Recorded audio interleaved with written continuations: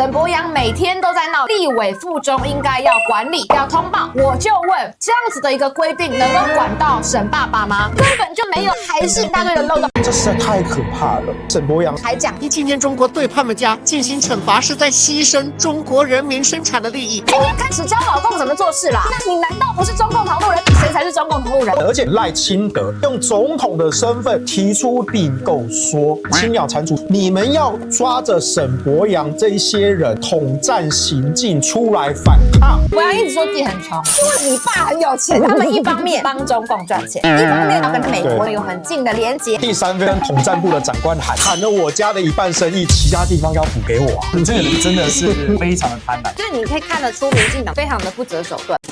Ladies and gentlemen, welcome the host.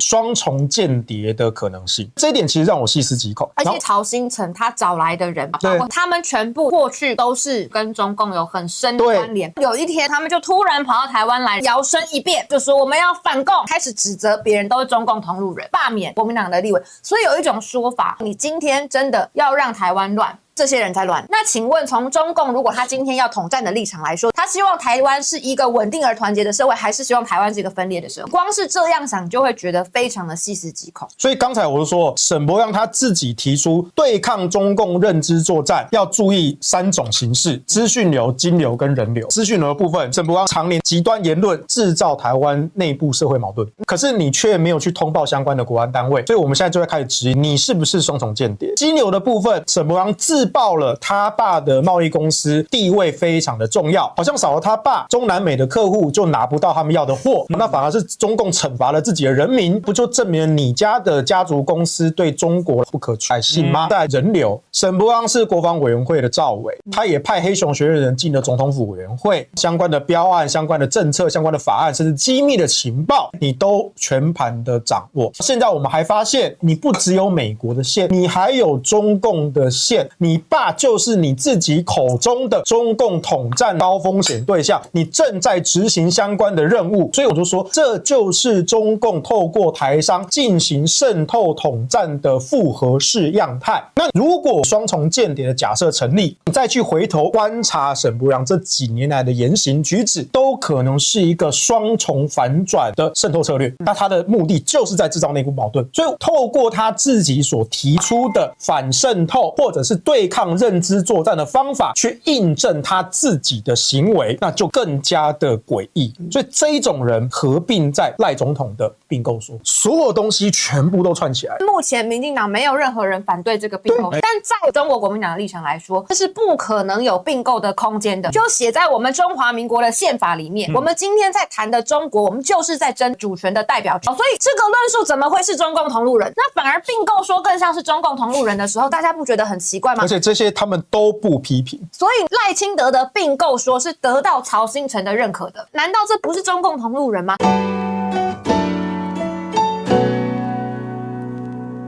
现在沈伯洋又被爆出他爸爸的这个事情，我必须要讲，沈伯洋每天都在闹一个事情，立委附中应该要管理，要通报。好，那为什么你们蓝白都不让我们过这个案子？我就问，现在的法律是不是已经可以处理这些事情了？是你民进党在护航这些共谍，这5个共谍全部都是民进党党员。我就问，这样子的一个规定能够管到沈爸爸吗？根本就没有，还是一样一大堆的漏洞。如果今天你限制立法委员到世界各国都要报备，我不会反对。但是你这个是什么瞎提案？你好像觉得只有到中港澳才会跟人家交换机密的情报，才有可能成为共谍，人家是不会出国，是不是？比方说厄瓜多，所以我们不给他通过。所以你推的国安法案，如果你说因为你的这一次的事件你要改，那你就要改所有台商赴中国大陆全部都要申请，你就改看看。所以我一直都觉得他的法案很瞎的原因是，那几个共谍都完全不符合你现在要推的这个法律，你一个都管不到。对，如果是其他非法律专业的立法委员就算了，沈伯洋自己是读法律的，他甚至是专攻刑法，是专攻犯罪学的。为什么你提的法案其实根本就无法规范你口中指控的那一些人的犯罪样态？你是故意的，所以他就是用合法去掩护非非法。我觉得最可怕的地方，沈伯洋他自己预告了这件事情，而且他们现在已经把人马部署完毕了。到了今天，是连我们的国家领导人赖清德用总统的身份提出并购说，这实在太可怕了。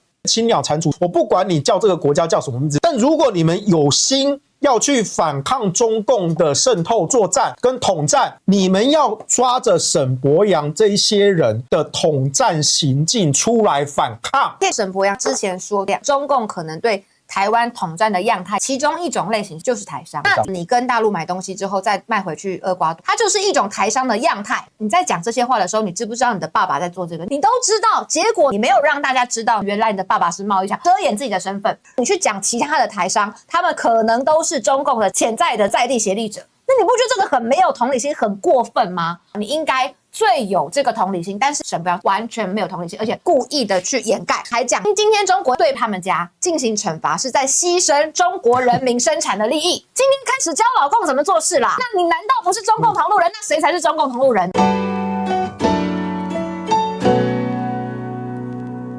说实在的，沈伯洋今天这种态度，他呈现出几个样貌。第一个，他为什么那么反感？理论上来说，断了中国一条腿不是好事吗？那就代表说他不甘心他们家生意被断了。这一点我跟你持不同意见，我觉得他很甘心。你有没有看过一些警匪片？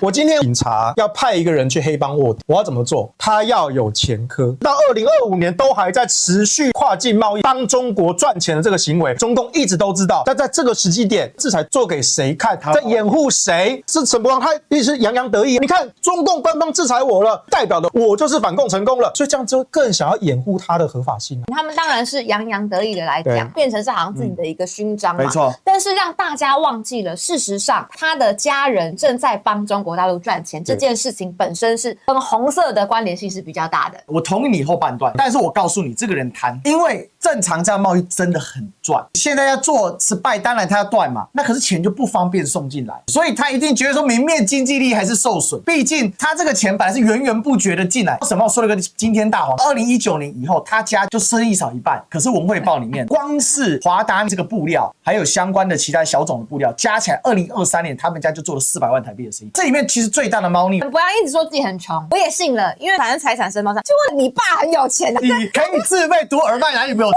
你这样跟赖品妤有什么差别？你跟赖品妤说我存款只有10几万，但是你老爸叫赖静玲，他从来没有让我们知道说他家有钱而且沈伯洋那时候汉庭他 PO 的录音档那件事，他怎么会讲说中共打飞弹过来对我们就黑熊学院有好处？我这辈子没有讲过，甚至没有在国民党里面听过类似这样子的话出现。所以刚历史哥讲说贪这件事情，我觉得在这个点上，他们一方面说好帮中共赚钱，一方面美国这边要跟他们有很近的连结。第三份他还要再跟统战部的长官喊话，你砍了我家的一半生意，其他地方要补给我啊！这个人真的是非常的贪婪。反正整个事情就很莫名其妙，所以你可以看得出民进党他们其实是非常的不择手段的。所以我刚刚说制造内部的分裂矛盾，这就是沈伯洋的工作。其实沈伯洋这一次最好笑的地方，他犯了跟曹先成完全一样的错误。没有，因为他们就一伙的。对，难怪臭味那么相投。所以我那天才讲说，沈伯洋、八炯、闽南郎、曹新成，如果他们聚在一起，他们要聊什么？舔共。对。舔共大联盟，讲当年老共多香，这个好，不管是 ING 或是 ED 都有这样子的经验。这天我一直在想，中国为什么会要打我？你不要用猜的，一个立法委员猜什么猜？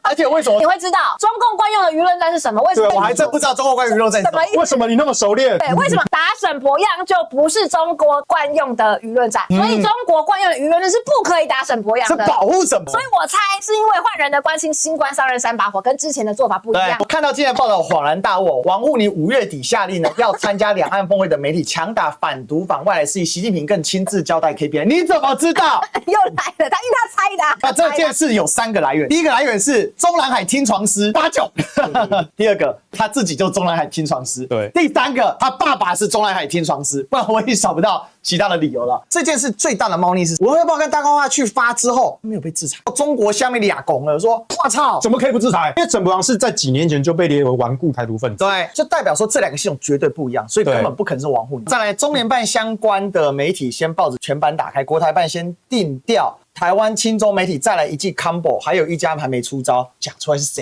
谁知道他讲谁？内容说他跟赶 KPI 一样，连洗产地这种莫名其妙的谣言都敢加进来。他只告洗产地，可是沈爸爸的整个进出中国大陆的记录相关的这些内容，他有否认吗？没有。而且洗产地这件事情根本没出现在大公文汇报的报道上。他不是洗产地，他是在帮中国赚钱。再来一个政治素人有这样大，他是民进党的男性的不分区的第一名，你也已经当了1年的立法委员了，素人个头，哪好意思？前几天还讲，从来没有一个政治人物像我这样被全版面攻击的。沈先生，你不要忘记，这也做一个叫徐巧芯。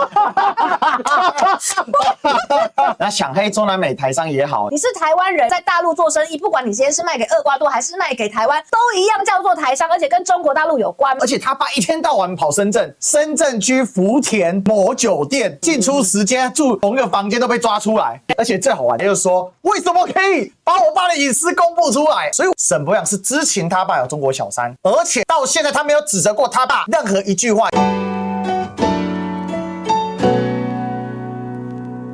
馆长陈之汉最近宣布，他要以和平大使的身份到中国大陆去，来证明民进党都在撒谎、造谣，而且全程直播。结果被民进党围剿，要出动像是八炯这种连续的每天干掉。他问我意见，我刚刚说你是生意人，你去赚大陆的钱，这很好，你觉得该去就去，不然你会被困死在这个地方。更何况民进党一堆政治人物，每天喊抗中保台、扣别人帽子的人，他们的家人就在中国大陆赚钱。当全世界都想赚中国大陆的钱，或是想利用中国大陆他们的产品出来做贸易赚钱，就像沈伯洋的爸爸，我们为什么要限制他？那你觉得民进党这么狠的召集围剿官，民进党现在的策略，两岸不可以有交流，因为他不要让台湾人知道现在发生了什么状况。你看印度跟巴基斯坦的那一场空战，印度大败，绿媒不太做这一则新闻，没错，因为那一场空战，他发现了中国大陆的 CEC 的协同作战竟然实现在现在的战争中，这是一个很恐怖的事情，因为我国目前的资料链是没有办法像他这样子做 CEC 的协同作战。那今天民进党的支持者以及民进党的政治人物，你讨厌中国，痛恨中国共产党，我都尊重，但是我痛恨你不把真相告诉国人，你放任你底下的政客去告诉大家高铁没有靠背。你要知道一带一路它让多少国家去走中国大陆的高铁系统，当你的政治人物告诉大家大陆的厕所没有门的时候，你有没有想过他们在 WHO 里面的评价是怎么样？你爱不爱中国大陆那是你家的事，但请告诉国人真相。我想真的真相是最重要，我一直讲真善美，有真才会美啊。